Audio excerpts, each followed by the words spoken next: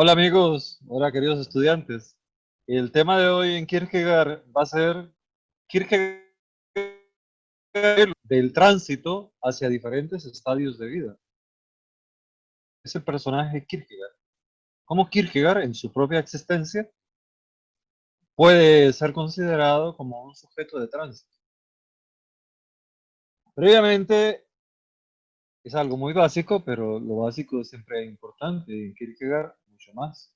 Entonces, previamente afirmar lo siguiente. Vida no es lo mismo que existencia.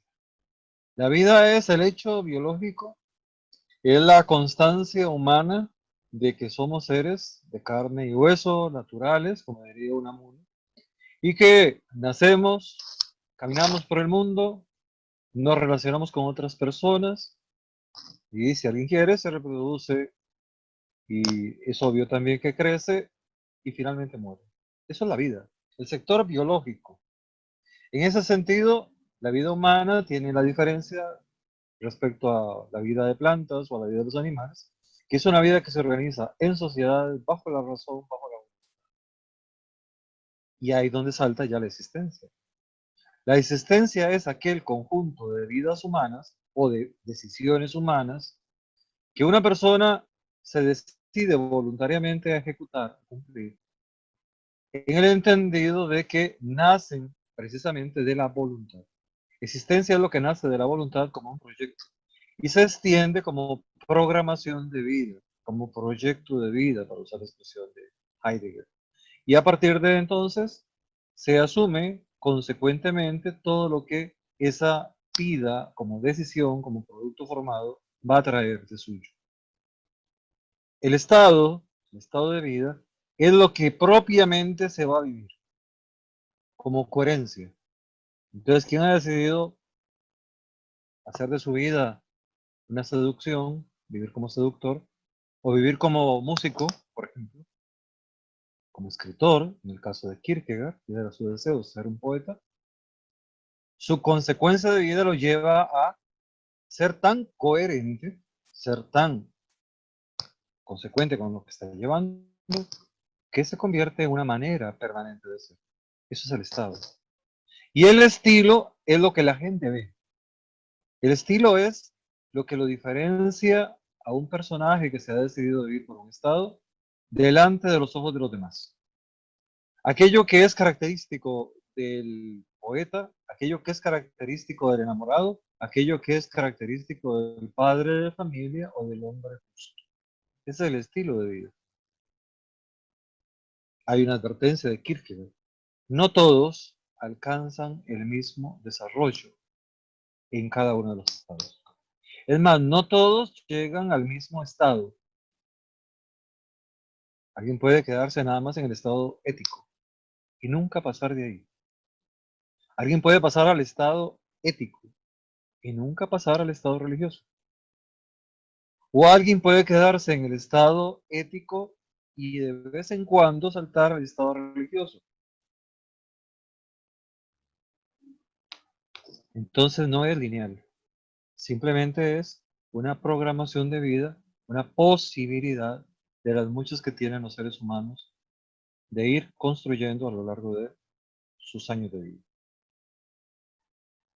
Entonces quiere decir que es más fácil traslapar etapas que llegar a ciertas etapas. Es más fácil que alguien siendo estético de vez en cuando sea ético. Es más fácil que alguien ético de vez en cuando sea religioso. O incluso que alguien sea anodinamente desordenado. A veces es estético, a veces es ético y a veces es religioso. Ese es el hombre locuaz. El hombre que va buscando su ímpetu, su empeño de una forma demasiado libre y no tan organizada como una consecuencia de vida. Eso es posible. Kierkegaard fue un niño y como niño, cuando fue niño, solo sentía una necesidad, la necesidad de sentirse aprobado por su padre. Él mismo lo confiesa. Yo era un niño especial, deforme, que no buscaba mayor cosa que la aprobación de su padre, ya que no merecía reconocimiento de los demás por mi fealdad. Es un niño que además entonces exige ternura, pero es un niño que curiosamente su padre no lo educa en el borde de la ternura, sino en el cumplimiento del aprendizaje racional de los textos bíblicos, de las refutaciones apologéticas y del conocimiento de teorías teológicas cargadas de espíritu juvenil, que era lo común en esa época. Entonces, poco apto para la vida social, pero increíblemente preparado para una vida de reconocimiento teológico intelectual. Y él mismo agrega, el 19 de mayo de 1838, hasta que mi vida tiene un impacto y tiene que someterse a una intersección. Esa intersección es, seguiré siendo el irresponsable que he sido al cuidado de mi padre, o tendré que asumir por mí mismo el peso de mi propia existencia. Hasta el momento he tenido una religión de nombre. ¿Tendré que asumir una verdadera religión de hombre personal? Hasta el momento he sido cualquier cosa. ¿Tendré que distanciarme de ser cualquier cosa para convertirme en alguien? Estoy en una encrucijada.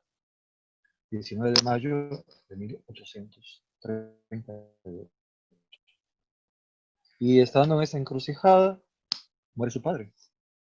Y aquel dandy, conquistador de mujeres en su vida universitaria, pese a lo feo que era, pero que tenía dinero, por eso conquistaba y entraba a los hoteles, a los casinos, a los teatros, a los cafés.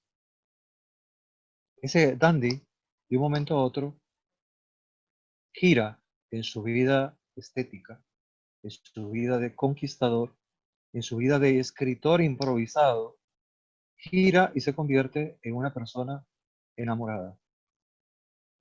Enamorada de una muchacha mucho más joven que él. Sigue siendo estético, pero siente una responsabilidad hacia Regina Olsen. Regina Olsen es mucho más joven que él, pero Regina Olsen no es cualquier mujer, es una mujer virtuosa, es una mujer cristiana que va mucho más religiosamente que él al templo y que se empeña en refutar las obras que considera paganas. Y Kierkegaard, motivado de eso, frecuenta a Regina, se enamora de ella y le presenta sus escritos. El escrito total, desde principio a fin, que Regina se lee primeramente, es lo uno o lo otro. Y Regina es franca. Necesito que aclares, el lector necesita que aclares, pero yo también, si tú eres el uno o lo otro. Y la gente lo empieza a decir, él es lo uno o lo otro, Kierkegaard es lo uno o lo otro. Pero Regina se le enfrenta. Y ahora, ese objeto amoroso que es Regina, ya no solo es el objeto de su amor, sino que es el objeto de sus cuestionamientos interiores, pero en voz de una mujer, que es la mujer que la ama. Tiene un grave conflicto con esta mujer. La intersubjetividad con Regina Olsen es la intersubjetividad con el diálogo, con la razón. No es cualquier mujer, es la mujer que cuestiona. Es la mujer que asesora a su pareja. Es la mujer que es filósofa en una sociedad represiva donde la mujer no se puede manifestar. Y entonces en su diario manifiesta Kierkegaard, es demasiado inteligente. No es cualquier mujer. Es tan inteligente que si sigue tratándome, la gente terminará odiándola y censurándola. Es tan inteligente que la van a hacer culpable del infierno que yo merezco. Pero además de eso, Regina Olsen, que ha escalado el corazón de Kierkegaard, despierta en Kierkegaard otro sentimiento. ¿Me vas a comprender en la medida en que yo necesito o me vas a amar? Eso lo siente Kierkegaard hacia Regina. Es una relación ética, amorosa, que se está transformando en una relación con un fuerte contenido de decisiones de responsabilidad personal hacia Regina. Debo seguir hacia Regina con todo el cariño con que hasta el momento he tenido, o debo entender que a Regina lo estoy viendo como una interlocutora intelectual. Y le estoy pidiendo ahora, más que amor, que comprenda mis ideas. Y Kierkegaard entonces le presenta temor y temblor. Fase estética, fase ética tirando a lo religioso. Fase ética tirando a lo religioso. Le presenta temor y temblor. Y él le dice, esto te va a traer enormes problemas religiosos. Estás metiéndote con la interpretación bíblica. Y él le dice, pero es que soy poeta, no soy teólogo. Te estás metiendo con los pastores, te va a traer muchos problemas. Se le declara, se compromete, pese a este problema que está teniendo de él hacia Regina, se le declara. Y él entiende que la subjetividad hacia Regina, si quiere ser verdaderamente real, si quiere ser verdadera, y si su amor es verdadero y debe ser verdadero, como moralmente lo tiene que ser, tiene que romper. Porque ahora Regina es la interlocutora intelectual. Y él lo que está esperando de Regina no es el amor de una mujer, no es el amor de Regina, sino la comprensión intelectual de quien debería estar con Kierkegaard muriendo con Kierkegaard. Por el mismo pensamiento, por la misma causa. Y tiene que cortar, porque eso no es el matrimonio. El matrimonio es una responsabilidad de convivencia, de formación de hijos. Y agrega en su diario, ¿y cómo traería yo hijos al mundo? Siendo deforme y siendo que no amo como debería amar a la mujer que amo, sino a una causa espiritual. Y brinca al estado religioso. El estado religioso entonces va a ser el subjetivismo que declara abiertamente la verdad de la consecuencia de su fe cristiana. Verdad que le impide seguir siendo esteta como antes había sido, volver a ser esteta, regresar a ser esteta, que le impide seguir frecuentando a Regina y que le compromete radicalmente a vivir profesando una vida cristiana, de caballero cristiano, en defensa de la autoridad del mensaje cristiano, no de la teología cristiana, no de la religión cristiana, sino del evangelio de los lirios del campo. Los lirios hablan del evangelio de las bienaventuranzas, el evangelio de Jesús que va a buscar a los pobres, de Jesús que está predicando en el monte las bienaventuranzas. Este evangelio es el que considera Kierkegaard que él está obligado a cumplir y a expandir, a comunicar, a difundir a los demás. Y eso lo va a hacer por libertad, igual que ha ocurrido los diferentes estadios, por plena libertad, o sea, por pleno ejercicio de la voluntad. Y en esta decisión del pleno ejercicio de la voluntad, es importante recordar que Kierkegaard no es católico, es evangélico luterano, moravo, súper tradicionalista, adscrito a la iglesia danesa más conservadora del momento y la central de Copenhague, que se llama Iglesia Cristiana Danesa. Ya tiene todo el nombre redundante de Iglesia Cristiana Danesa. Y él se declara el primer imitador de Cristo, incluso llevándole la contraria a la iglesia oficial. Lo hace por libertad.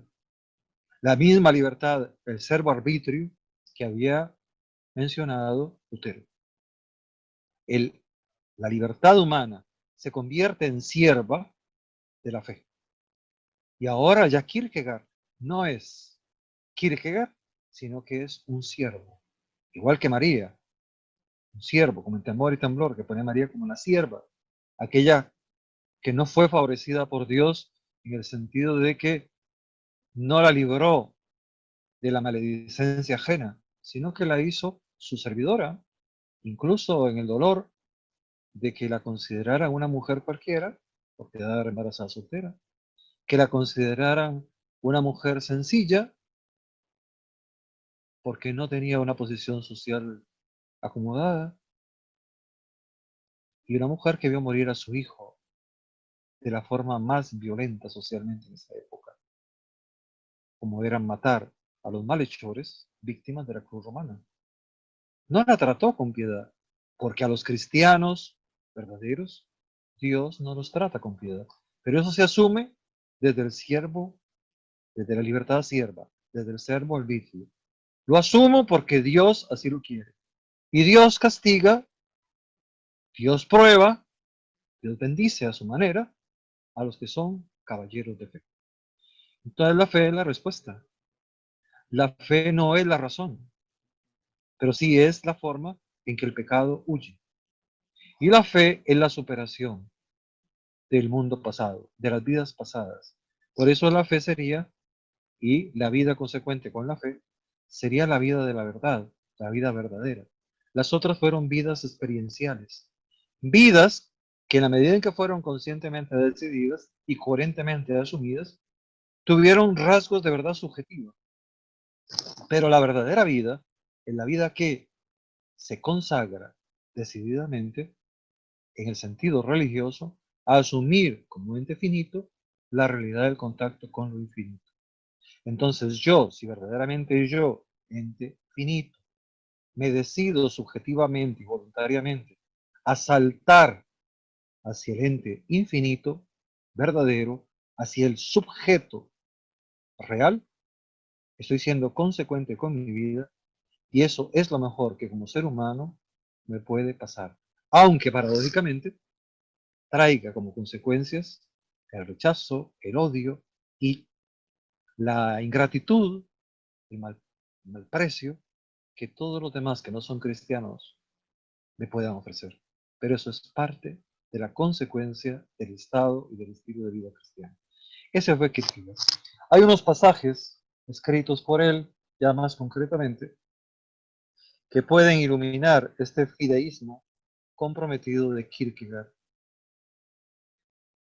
Dice uno de ellos, citado por también uno de sus amigos, Wolfgang, dice, un niño siente necesidad de ternura, un niño siente necesidad de amabilidad, un niño cree que el mundo es celeste y vive con Jesús, con los ángeles, con los tres reyes magos, y ve las estrellas en la noche y las encuentra a lo lejos y se imagina que esas estrellas estuvieron en Belén. Pero, por muy emocionante que sea todo eso, esto que imagina el niño no es ni por asomo el verdadero cristianismo. El cristianismo en sentido estricto no puede ser algo mitológico e ideal. Tampoco puede ser una diversión en la que se juega inocentemente a encontrarse con lo sagrado. Es un riesgo, es un estado de vida que crispa los nervios. Es sentirse objeto de escándalo, o sea, vean lo que está haciendo el otro, de llamar la atención y de objeto de condena.